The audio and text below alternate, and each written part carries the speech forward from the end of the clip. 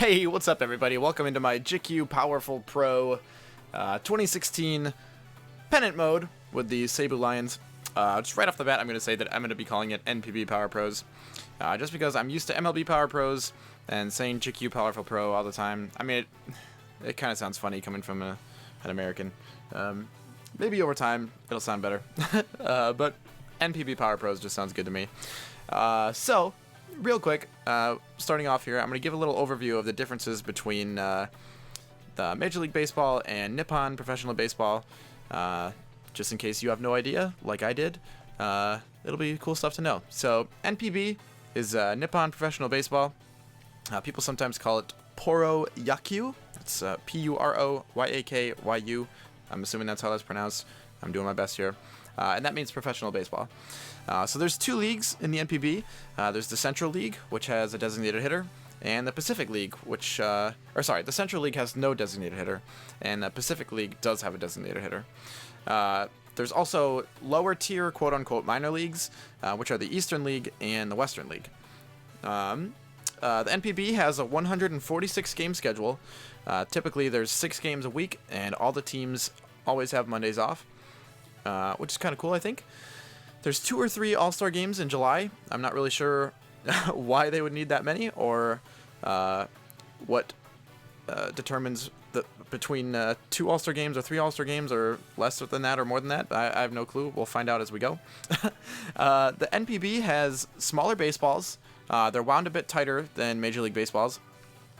Typically a smaller strike zone on the inside of the plate. The strike zone is a little bit smaller and kind of expands out. If you want to think like a pyramid, sort of, but not as extreme. So like starting at the chest is the tip, and then it'll like widen as it goes away from the player. And a few of the fields in the NPB are smaller than regulation size Major League fields, so they would actually be illegal according to Major League Baseball standards, which is why a lot of professionals think that Japanese league players would have a hard time adjusting to the major leagues, because there's a lot of subtle differences, but they really aren't that subtle once you're out on the field. In the Nippon Professional Baseball League, games can end in a tie. Kind of weird. If a game is tied after 9 innings, it'll go a maximum of 3 extra innings, and if the tie stands after that, the game is declared a tie. No win or loss is counted for either team. It doesn't count towards your standings or your pursuit of the playoffs. Kind of a wasted game except for personal stats. So teams always want to try to win as much as possible. Ties are not good. In the Japan Series, which is their championship, a team must win 4 games in order to be the champion. They don't have a best of 7 series like we do in our championship structure here in America, because of the tie rule. So the first 7 games played, and I mean, I guess there could only be 4 games if a team did sweep. The first 7 games played have an innings limit of 15, so 6 extra innings rather than 3 during the regular season. And those 7 games can end in a tie.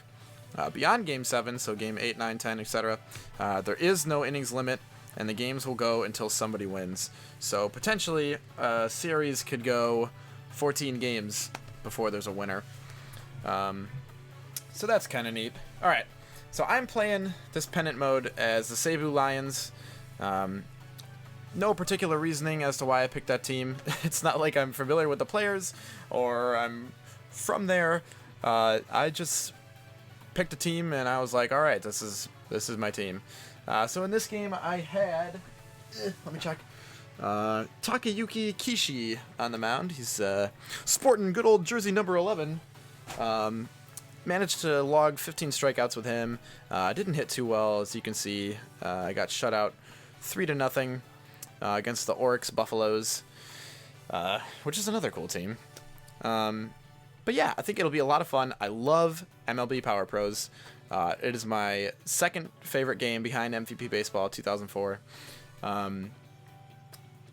The fact that I can't read Japanese didn't really deter me, obviously, because I bought the game. I had it imported from Japan. I don't care that I can't read. It's the gameplay that matters most to me, and I think that speaks volumes to what Konami is able to do with a series like this. I love the art style, I love the presentation, I love the gameplay, and hopefully along the way I'll get to learn more about the Japanese Baseball League, and maybe even learn how to read some Japanese. So if you enjoyed this video, and if you want to see more, next time I won't be covering as much about the Japanese Baseball League. I'll just be talking about the gameplay. Hit like and subscribe, and I'll see you next time. Thanks for watching.